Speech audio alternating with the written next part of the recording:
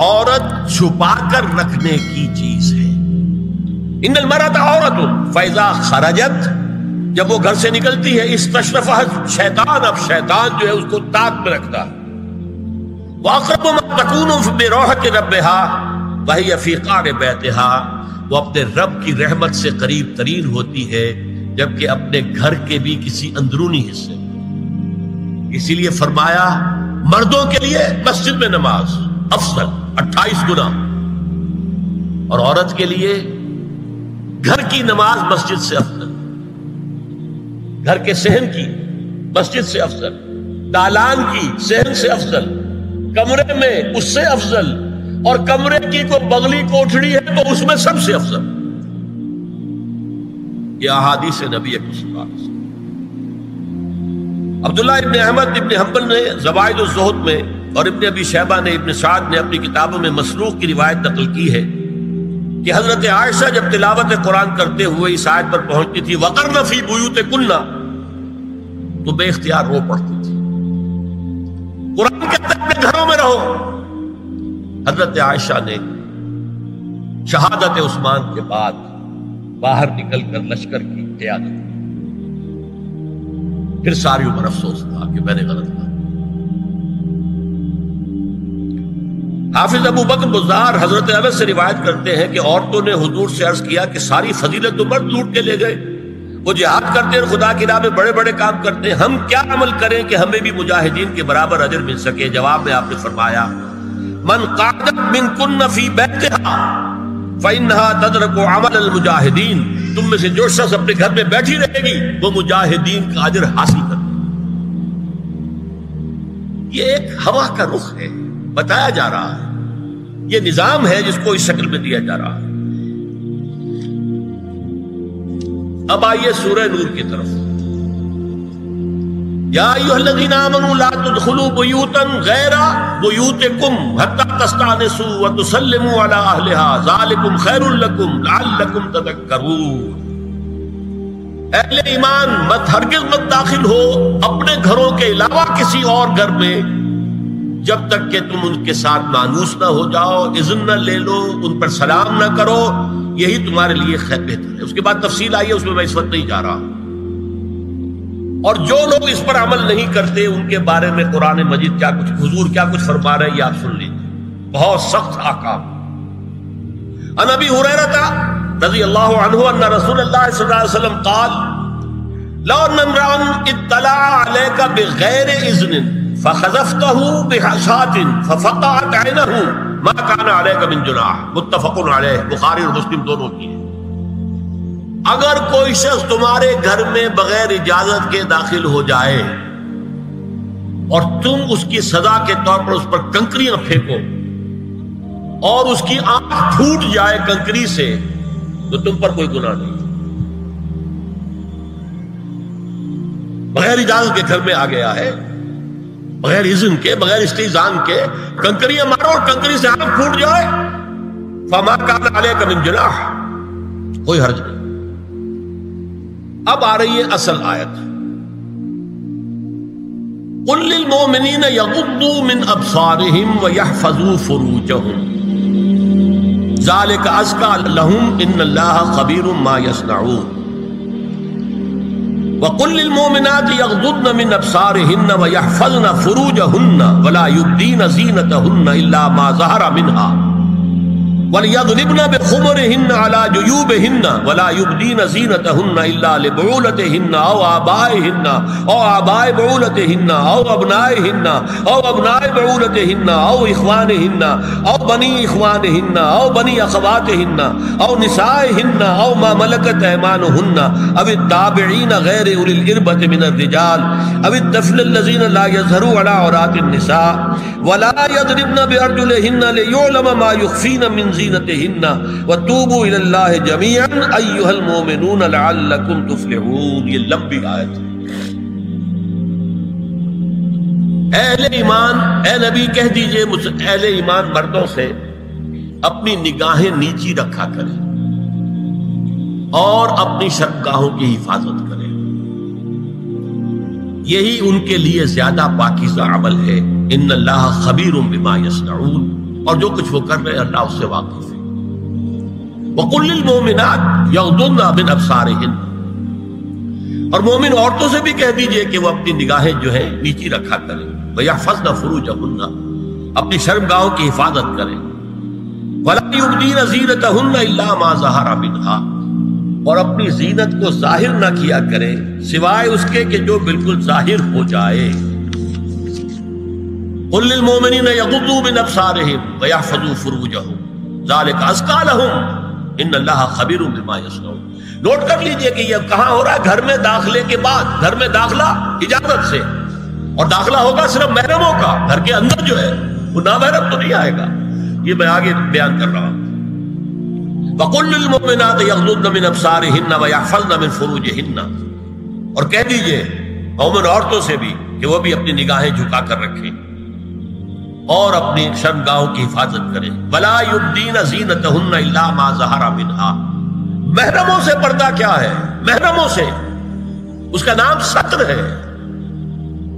عورت کا پورا جسم ستر ہے سوائے چہرے کی ٹکیا اور یہ ہاتھ اور یہ پاؤں، بس.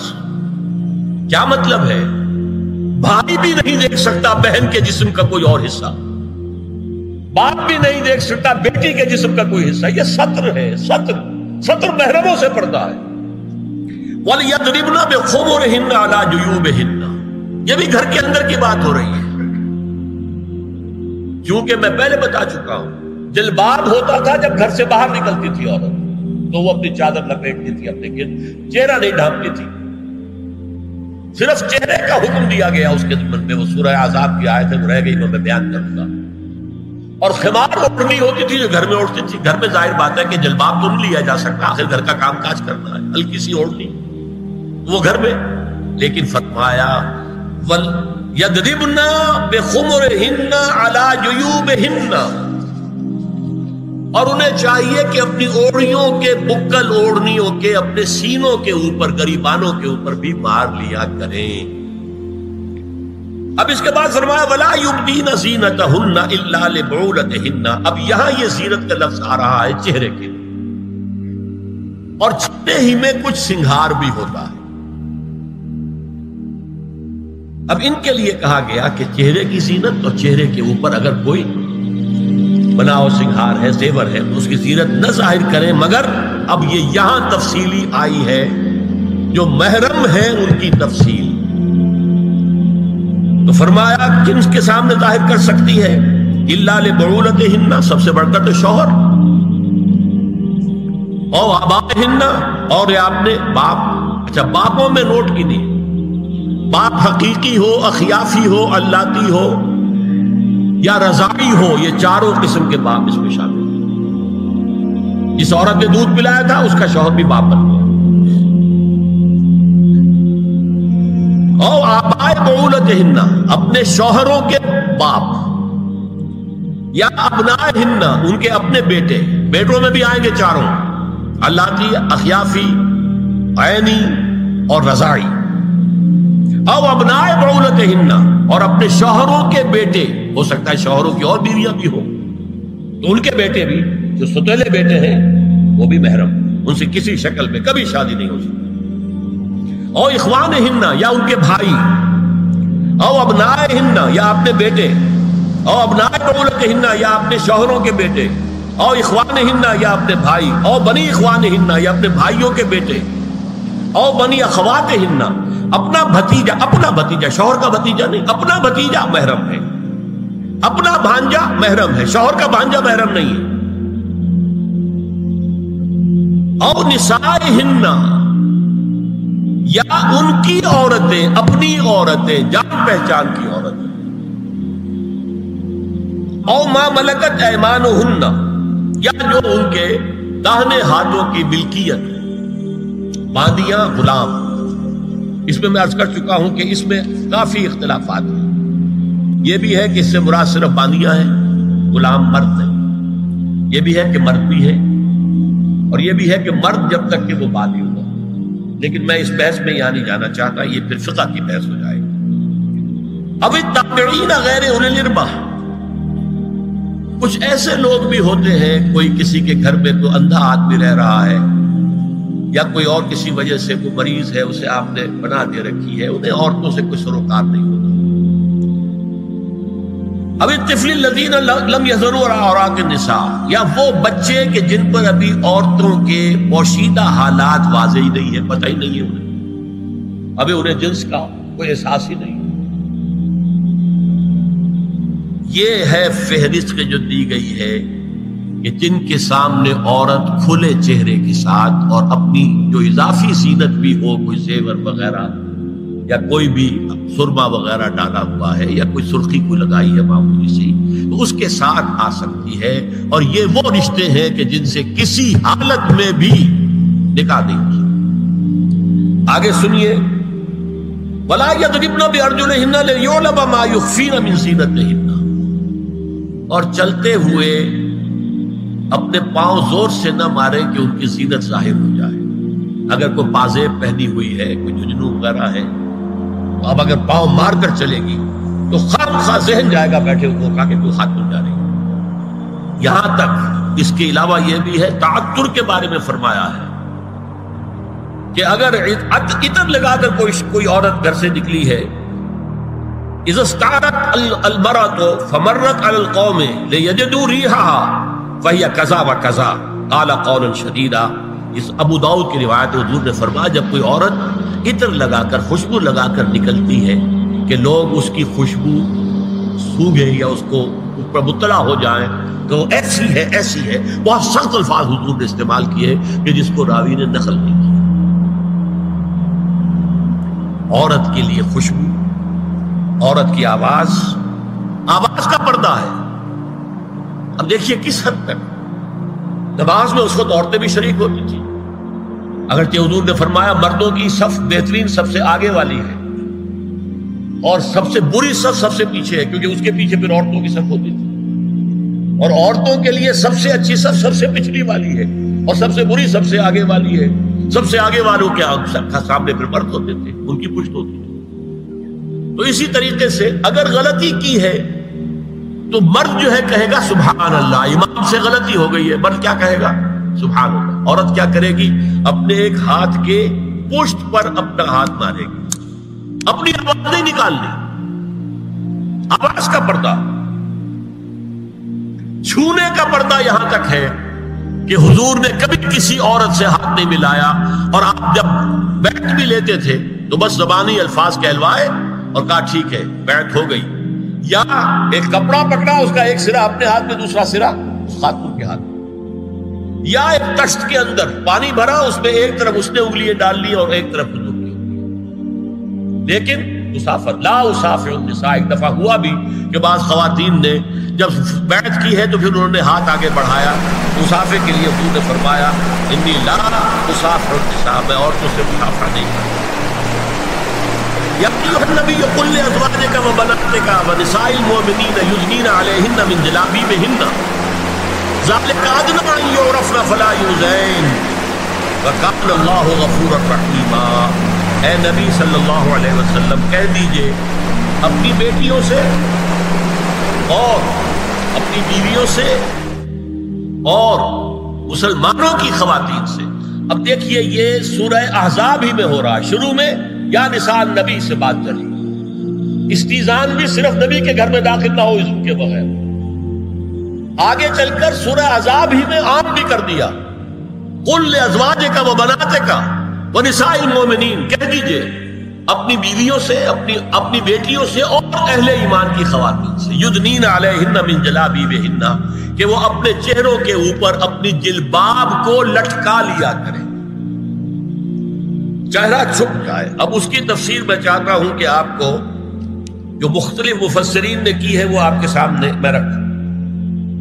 حضرت عبداللہ ابن عباس نے اس آیت کی جو وضاحت فرمائی ہے اسے حافظ ابن کثیر نے اپنی تفسیر میں اس طرح نقل کیا ہے، اللہ نے مسلمان عورتوں کو حکم دیا ہے کہ جب وہ کسی کام کے لیے گھروں سے نکلے تو اپنی چادروں کے پلو اوپر سے ڈال کر اپنا منہ چھپا لے اور صرف ایک آنکھ کھلی رکھے، دونوں آنکھیں بھی غلط ہیں۔ اور سن لیجئے ابن جریر اور ابن منذر کی روایت ہے کہ محمد بن سیرین یہ ایک تابعی ہیں نے حضرت عبیدہ السلمانی یہ صحابی ہیں سے اس آیت کا مطلب پوچھا۔ انہوں نے جواب میں کچھ کہنے کی بجائے اپنی چادر کو اس طرح اوڑھا کہ پورا سر اور پیشانی اور پورا منہ ڈھانک کر صرف ایک آنکھ کھولی رکھی۔ اور سنیے، ابو بکر بن عبداللہ ابن عربی نے یدنین علیہن من جلابیبہن کا مفہوم ان الفاظ میں بیان کیا ہے، تغطى به وجهها حتى لا يظهر منها الا عينها اليسرى، کہ عورت اپنی چادر کو پورے وجود پر ڈھانپ لے اور اس طرح چہرے کو بھی ڈھانپے کہ صرف بائیں آنکھ کھلی رہے۔ علامہ حمید الدین فراہی کو نظم قرآن کے فہم میں خصوصی مقام حاصل تھا۔ انہوں نے حجاب کے بارے میں اپنے ایک مکتوب میں ہاتھ اور چہرہ کھلا رکھنے کو جائز قرار دینے کے موقف کے بارے میں لکھا ہے کہ میری رائے میں نظم قرآن پر توجہ نہ کرنے سے یہ غلط فہمی پیدا ہوئی ہے۔ وہی بات کہ سورہ احزاب میں گھر سے باہر کا پردہ ہے اور سورہ نور میں گھر کے اندر کا پردہ ہے۔ بہرحال الحق احق بان یتبع، حق جو ہے وہ اس کا زیادہ حقدار ہے کہ اس کی پیروی کی جائے۔ میں اس مسئلے پر مطمئن ہوں اور میرے نزدیک اجنبی سے پورا پردہ کرنا واجب ہے، اور قرآن نے یہی حجاب واجب کیا ہے جو شرفاء میں مروج ہے، بلکہ اس سے بھی قدر زائد۔ مولانا فراہی کا یہ مکتوب ماہنامہ حیات نو بلیریا گنج انڈیا کے اکتوبر سن 92 کے شمارے میں شائع ہوا ہے۔ یہ ہے علماء کی رائے۔ حضرت ام سلمہ اور حضرت میمونہ نبی صلی اللہ علیہ وسلم کے پاس بیٹھی تھی، اتنے میں حضرت ابن ام مکتوم آ گئے۔ نبی صلی اللہ علیہ وسلم نے ان دونوں سے فرمایا احتجبا منہ، ان سے پردہ کرو۔ ازواج نے عرض کیا یا رسول اللہ الیس اعمی لا یبصرنا ولا یعرفنا، حضور کیا یہ اندھے نہیں ہیں؟ یہ نہ ہمیں دیکھ رہے ہیں نہ ہمیں پہچانتے ہیں۔ فرمایا افعمغایان انتما، کیا تم دونوں بھی اندھی ہو؟ اللہ تم سرا نہیں، کیا تم نہیں دیکھ رہی ان کو؟ حضرت ام سلمہ تصریح کرتی ہیں ذالک بعد ان امر بالحجاب، یہ جب حجاب کا حکم آ گیا تھا تب حضور نے پھر یہ حکم دیا۔ اس کی وجہ کیا تھی؟ حضرت عبداللہ ابن مکتوم کا گھر میں آنا جانا تھا، وہ اگرچہ اندھے ہیں لیکن یہ کہ یہ بار بار کا آنا جانا اس سے فتنے کا ایک دروازہ کھل سکتا ہے، اس دروازے کو بند کر دیا گیا۔ حضرت عائشہ کے پاس ایک نابینا آیا تو انہوں نے اس سے پردہ کیا، کہا گیا کہ آپ اس سے پردہ کیوں کرتی ہیں، یہ تو آپ کو نہیں دیکھ سکتا۔ جواب میں حضرت ام المومنین نے فرمایا لاکنی انظر الیہ، میں تو اسے دیکھ رہی ہوں نا، اور مرد کو دیکھے۔ البتہ یہ کہ عام حالات میں آپ بازار میں چل رہے ہیں، عورت جا رہی ہے، کوئی باہر نکلنا پڑا ہے، تو اس حالت میں اگر وہ مرد کو دیکھتی ہے تو اس میں در حقیقت وہ فتنہ نہیں ہے کہ جو گھر میں آنے جانے والے لوگ۔ اب ایک آخری مسئلہ ہے، دو حدیثیں ایسی ہیں جو میری گفتگو کے خلاف جاتی ہیں اور میں دیانت کا تقاضا سمجھتا ہوں کہ وہ بھی آپ کے سامنے بیان کروں۔ حضور کے بارے میں یہ معلوم ہے کہ دو خواتین جو ویسے نامحرم تھیں وہ ان کے سامنے آتی رہیں اور آپ ان سے ملتے رہے۔ ایک آپ کی سالی حضرت اسماء، حضرت عائشہ کی بہن رضی اللہ تعالی عنہ، اور ایک آپ کی چچا زاد بہن حضرت علی کی بڑی ہمشیرہ حضرت ام ہانی۔ یہ میں حدیث آپ کو سنا رہا ہوں۔ بکثرت احادیث سے ثابت ہے کہ حضرت اسماء بنت ابی بکر آپ کے سامنے ہوتی تھی اور آخر وقت تک آپ کے اور ان کے درمیان چہرے اور ہاتھوں کی حد تک کوئی پردہ نہ تھا۔ حجۃ الوداع نبی صلی اللہ علیہ وسلم کی وفات سے صرف چند مہینے پہلے کا واقعہ ہے اور اس وقت تک بھی یہی حالت قائم رہی۔ یہ ابو داؤد کتاب الحج۔ دوسری روایت حضرت ام ہانی رضی اللہ تعالی عنہا جو ابو طالب کی صاحبزادی اور نبی صلی اللہ علیہ وسلم کی چچاداد بہن تھی، آخری وقت تک حضور کے سامنے ہوتی رہیں اور کم از کم منہ اور چہرے کا پردہ انہوں نے آپ سے کبھی نہیں کیا۔ فتح مکہ کے موقع کا ایک واقعہ وہ خود بیان کرتی ہیں جس سے اس کا ثبوت ملتا ہے۔ یہ ابو داؤد کی روایت ہے۔ یہ روایتیں ہیں، میں انہیں تسلیم کرتا ہوں، اور میں نے اب جو کچھ بیان کیا ہے اس سے یہ ایک بالکل برعکس بات سامنے لا رہی ہے۔ اب یہ ہے کہ یا تو ہم ان 2 حدیثوں کو اصل مان کر باقی ساری حدیثیں جو ہیں ان کو ختم کریں. میں تو آپ کو سنا نہیں سکا، میرے پاس تو بہت زیادہ حدیثوں کا مواد تھا. چہرے کے پردے کے لیے حدیثیں، استیزان کے لیے کتنی حدیثیں ہیں، چہرے کے پردے کے بارے میں بہت زیادہ حدیثیں ہیں. حضرت ام خلاد ایک خاتون تھی، ان کا بیٹا ایک غزوے میں شہید ہو گیا. وہ اس کے بارے میں کچھ پوچھنے کے لیے حضور کے پاس آئی، صحابہ بیٹھے ہوئے تھے، انہوں نے نقاب ڈالا ہوا تھا. منتقبۃ، نقاب کا لفظ بھی حدیث میں موجود. یہ لوگ کہتے ہیں نقاب تو جو ہے یہ بعض کی پیداوار ہے، یہ لفظ کوئی ہے ہی نہیں. حجاب کا لفظ قرآن میں ہے، جلباب کا لفظ قرآن میں ہے، خمار کا ذکر قرآن میں ہے، اور یہ منتقبۃ نقاب ڈالی. لوگوں نے کہا عجیب عورت ہے یہ، اس کا بچہ شہید ہو گیا ہے، مطلب یہ کہ سخت صدمے کی کیفیت، اور یہ اس وقت بھی اس نے نقاب ڈالی ہوئی ہے. تو انہوں نے جواب دیا ان ارزو ابنی لا ارزو حیائی، میں نے بیٹا کھویا ہے، اپنی حیا نہیں کھوئی ہے.